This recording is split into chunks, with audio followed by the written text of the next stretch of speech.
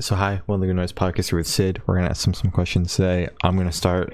So what inspires you to start making music? So back in the eighth grade, so I've always been into music. As a kid, my dad was into music. That's really what got me into music. But it was just performing really at the beginning.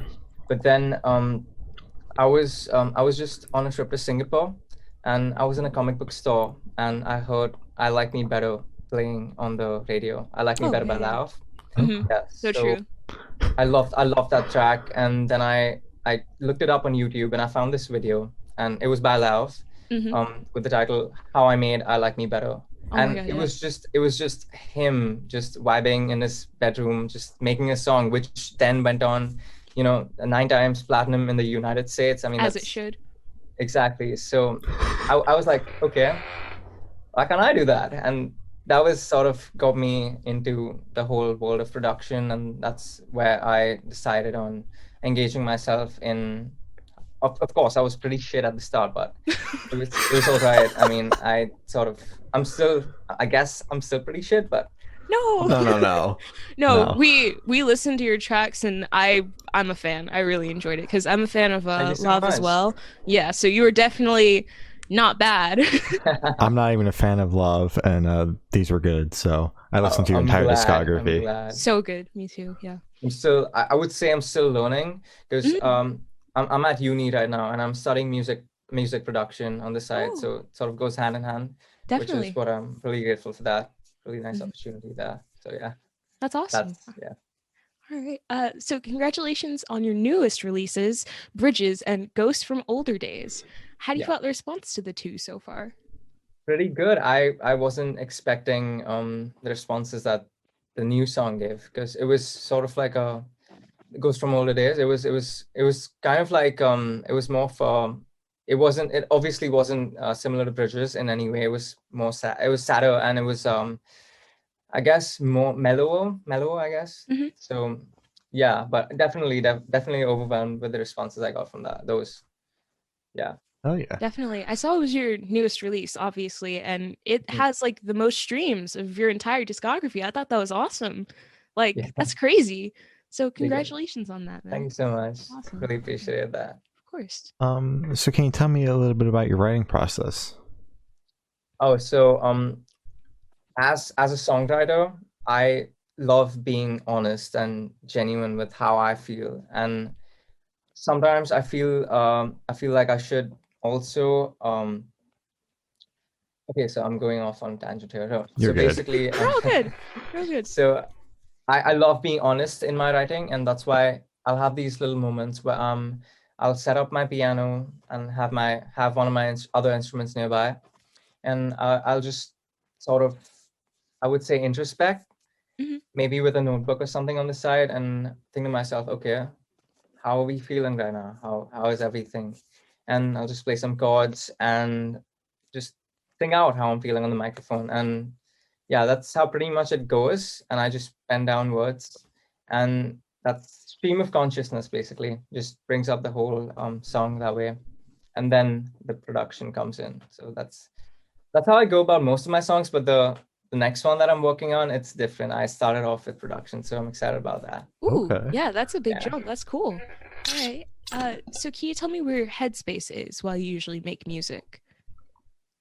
Emotions, definitely. I Mhm. love I love focusing on how I feel about the song, Mhm. to sort of then try and emulate what the listener would feel. Okay. The aspect of music being a way of self-reflection is something that I really, really, really prize in all of my tracks. So I Mhm. would love it if a listener listens to the track and they think, okay, I relate to this, and they Yeah. vibe to the song, not only just because of the music, which if they like it, more so because of okay, this is how it makes me feel, and this is how, yeah, self reflection. I guess that's what I love about. Solid.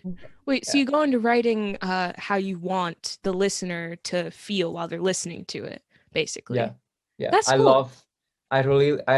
So I try to phrase my stuff in the most non-specific way possible, Mhm. so that, so of course Bridges was about the transition from between two different countries, and that's what I wanted to get out there. Okay. The feeling of, okay, I am in a new space. I don't know. I'm not sure about where I'm headed, but I will find a way to make this work. Okay. Okay. Yeah, Solid. that's what I really wanted the listeners to take away from those songs. All right. Okay. That's solid. So what band or artist influence do you think you can hear the most in your music? Lauv, definitely. I mean, Yep. he's my biggest influence. He's the reason why I started production and music in the first place. So Lauv, in terms of production, I guess, but also heavily influenced by Ed Sheeran, I guess, in terms of writing. Okay. But lately I've been listening to a lot of older stuff. Coldplay a little bit. Okay. See a little bit of Jeremy Zucker in there. Mhm. So yeah. All right. Solid. Good influences. So Bridges is a relatively short EP. So were there any songs that got cut off at the end? Was it just the 3 that you wrote and you're like, this is it, putting it out? Are there any B-sides that are going to be released? Was Ghosts a B-side? Just like what's up next? So that's actually really interesting because I conceptualized the album, I mean the EP, Mhm. from so it was really cool. So one day I just, as in the first 2 lines of Bridges, Mhm. I literally went down to the river, at the bridge, and that's when I was thinking of, you know, bridges. I was just sitting on a bench and I was listening to some song and I was thinking about the bridge, and I conceptualized the whole EP as a 3-part, a part Okay. of 3, you know, as in sounds really existential, but just before heading on a bridge, in the middle, and then towards the end when you Okay. reach the other side. So it was always a 3-part EP. Yeah. Okay. Solid. That makes sense. That's cool. So this question should be like super, super quick. Off the top of your head, I want you to describe this EP for new listeners in 3 words. No more, no less. 3 words. Do they have to be like a sentence or No. just 3 No, words? just Okay.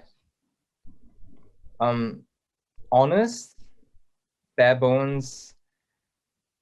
Bare bones is 1 word, right? Yeah. It is now. Hyphenated, yeah, Yeah. it is. Yeah. Honest, bare bones, and genuine. Oh. But genuine and honest being the same thing, but It's I guess introspective, yeah. Honest, honest, bare bones, and introspective. Okay. Yeah. solid. Those are great. So kind of in the same vein of the last question, is there a certain feeling or emotion you want this album to invoke in your listeners? Sorry, EP. I don't really have 1 word for this emotion, but it's more like nostalgia, but nostalgia with an expectation of the future. Okay. Sort of like, okay, this has gone behind. Mhm. What's there to come next? That's the feeling I'm going for. Okay. So just looking Yeah. into the future, basically. Yeah. That's All good. Mhm. So where do you see your project in the next 5 years? I haven't thought of that actually. Currently I'm just hell-bent on getting more stuff out there. Mhm. You know, so for the last few weeks I've been working on a lot of new stuff, a lot of new different stuff actually. It's a lot more electronic based, a lot more Ooh. synths in there. Okay. So as for this project, I'm not sure, but I'm definitely sure that there's a lot more new stuff coming out. Mhm. So yeah, I guess the answer to that question would be I haven't thought about it. Yeah, that's fair. More like focusing on the new stuff that's coming out. Okay. Okay. Yeah. Do you have a time frame for this new stuff? Every month. Every month? Like a single every month? 2 at most, but 1 single per month at least. At least. Oh my Yeah. God. That's crazy. How do you plan on like keeping that up? It's I don't know if I should say this, but I don't study. I know I have Oh no. uni. No, Yeah, you but have to it's- study. It's sort of, the thing is, it's interesting because it goes hand in hand, right? So Mhm. while I'm producing, I also tend to learn more. So yeah, I don't know. It just sort of happens there. Okay. It just, but of course I do study, and most of Okay, it good. just ends up being last minute most of the time, but it's fine. But yeah, As long as you get it done, that's fine. of That's all course, that yeah, matters. yeah, that's Yeah. true. All right. So for the last couple questions, we're going to shift away from music, if that's okay with you. Yeah. At 6, we're going to go straight to death row. Boom. So if you're on death row, what would your last meal be with a drink? Very big boom. Ooh, That's interesting. Last meal with a drink. I wouldn't say I've thought of that before, but it's interesting. I think I'd go for can it be anything? Anything with a Anything drink. at all? Mm-hmm. With a drink. Pancakes with coffee. Ooh, solid. Are those like chocolate pancakes, like chocolate chip pancakes, blueberry pancakes, like, or just buttermilk? Chocolate chip, yeah. Solid, as it should be. Yep. All right. So if you could live in one fiction world for a week, where would you live? One fictional world. The world of Harry Potter. What house are you? Yeah. Gryffindor. No, not really Gryffindor, more Hufflepuff, but Yep. kind of Gryffindor, yeah. Okay. It's just that I don't want to say Gryffindor because it's so cliche. Everyone says it. That's I want okay. to be in Harry Potter's house. That's fair. That's fair. If you want to be a Gryffindor, just be a Gryffindor. It's okay. No, I think more on the Hufflepuff side, honest, genuine. So true. feels. So true. Yeah. Me too. So I have the honor of asking the last question. Every single person we've spoken to has actually said it is the most important question. Mm-hmm. What is your favorite color? Blue. Blue? Do you have a specific shade of blue? This is going to sound so existential, but my favorite shades of blue range from how I'm feeling. So I guess right now this is like pale blue, Mhm. so lighthearted in a way. But then if Okay. I'm sort of like broody and serious, then navy. Ooh, that's my really cool. my entire wardrobe is just blue. As Just it should shades of be. blue. That's it. Blue's a great color. Good choice. Good It choice. is. It's charming. So as Gloria said, that's all the questions we have today. Is there anything that you would like to plug?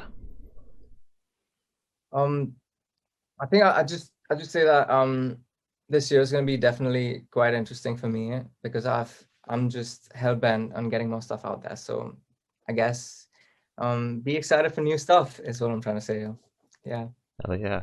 Solid. All right. Well, thank you for sitting down. This has been Sid, and we're the Good Noise Podcast.